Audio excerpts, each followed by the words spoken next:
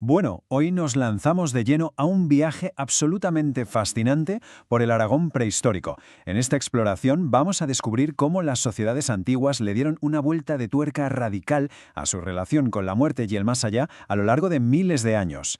Es literalmente una historia de supervivencia, de creencias profundas y de una evolución cultural espectacular que por suerte para nosotros ha quedado grabada en la piedra, en los huesos y hasta en las cenizas. Y aquí surge la gran pregunta, a ver, ¿cómo pasamos de esos enterramientos tan íntimos en el fondo de una cueva a hacer cremaciones espectaculares bajo montañas de piedra?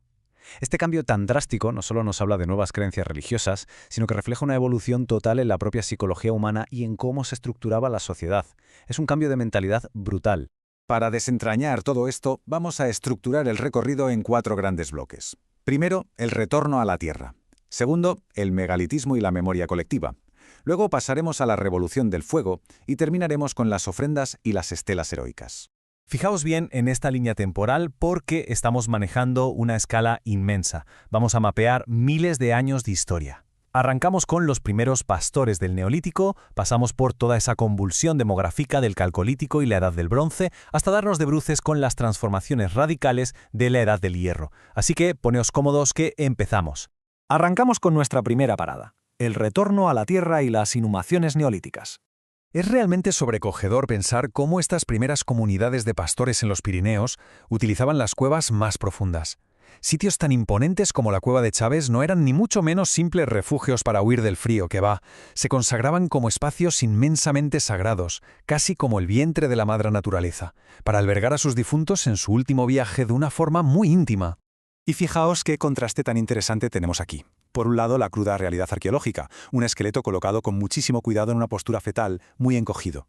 Y por otro lado, el mundo del ritual puro y duro. Esos cantos rodados blancos que pintaban meticulosamente con pigmentos de ocre rojo para acompañar al difunto.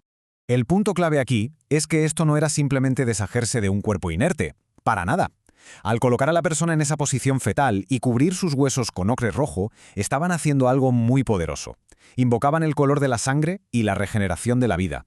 Básicamente, estaban preparando a esa persona para un renacimiento literal dentro de la tierra. Además, los acompañaban de gruesos anillos de hueso y herramientas de piedra, cuidando cada detalle. Pero ojo, que esta devoción se vuelve aún más sofisticada. Si nos vamos a la cueva de Elstroox, encontramos algo que nos toca un poco la fibra. Vemos enterramientos infantiles cuidadosamente preservados junto a restos de fauna animal. Esto nos sugiere que tenían unas prácticas espirituales tremendamente complejas y que su prioridad absoluta era proteger a los más pequeños, a los más vulnerables de la tribu, en el más allá. Avanzamos en el tiempo. Entramos en la fase 2, megalitismo y memoria colectiva, o lo que es lo mismo, el fin del individuo. Resulta fascinante ver cómo todo cambia cuando empieza a haber más gente y más roces. Las presiones sociales, esas explosiones demográficas y sobre todo la necesidad ineludible de reclamar el territorio transformaron por completo las prácticas funerarias. La muerte dejó de ser algo puramente íntimo. Ahora, la identidad de una sola persona se desvanece y se convierte en un destino social compartido, en una auténtica y contundente declaración comunal. Pero claro, esto tiene un lado bastante oscuro. Fijaos en esta imagen de la cima de Peñarroya. Es una realidad mucho más cruda. Vemos los restos de una mujer, el individuo 900, depositados de manera súper abrupta, a lo bruto, y junto a otros. Muchos de estos cuerpos muestran signos evidentes de violencia, de enfermedades o desnutrición. Nos está gritando que esta era una época muy turbulenta, llena de conflictos. Y es aquí donde entra en juego este concepto de la sima. Básicamente hablamos de grietas o cavidades geológicas naturales muy profundas y de dificilísimo acceso. Estas simas se convirtieron en una especie de depósito rudimentario para grupos enteros de personas. Es decir, aquí desaparece por completo todo ese mimo, ese cuidado individual y esa preparación tan meticulosa que acabamos de ver en el Neolítico.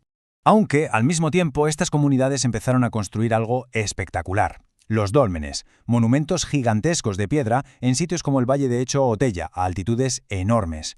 Y ojo, que no eran solo panteones colectivos para pastores nómadas, eran verdaderos hitos, marcadores territoriales clarísimos que decían, este territorio es nuestro.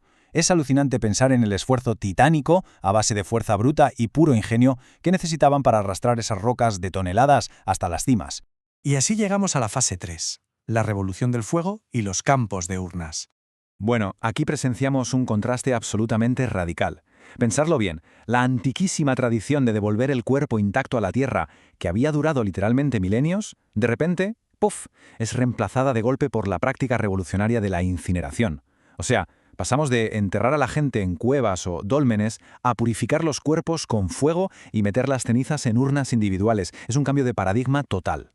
Este cambio cultural tan bestia llega con la cultura de los campos de urnas. Barrió todo el Valle del Ebro y zonas importantísimas como Azaila. Y no vino solo. Trajo consigo una explosión demográfica rápida y la creación de poblados ya permanentes, amurallados y bien ordenados. Alteró para siempre y de raíz el tejido social de toda la región. A partir de ahora, el fuego lo es todo. Se entiende como una fuerza purificadora poderosísima. Desmaterializaba al difunto por completo.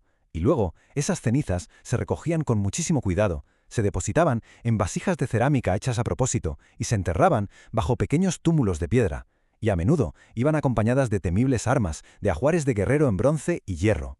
Y entramos ya en la recta final, la fase 4, ofrendas y estelas heroicas en la época ibérica. Llegados a este punto, con las cenizas ya bajo tierra, nos surge una duda súper interesante. ¿Y ahora qué? ¿Cómo seguían los vivos interactuando con los que ya habían partido? ¿Cómo aplacaban a sus espíritus? Pues la respuesta la encontramos en unos recipientes rituales que son una genialidad, los kernoi.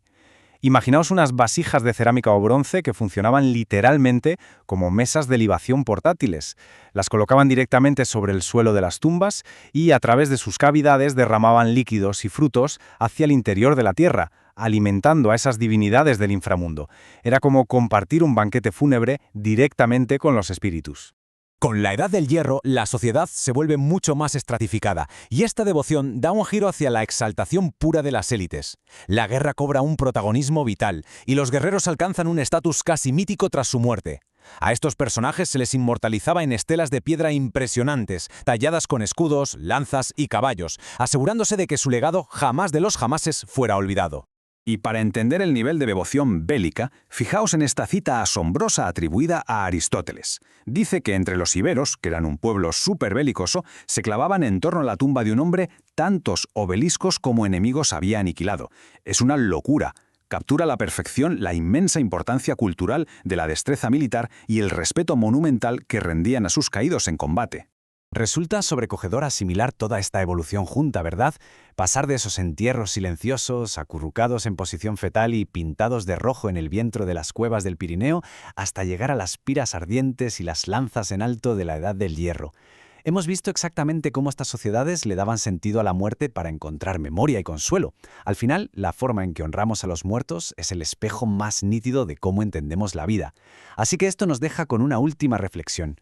Cuando pasen miles de años, ¿qué historia contarán nuestros propios rituales funerarios sobre la sociedad actual? Ha sido una exploración fascinante. Muchísimas gracias por acompañarnos en este viaje por el tiempo.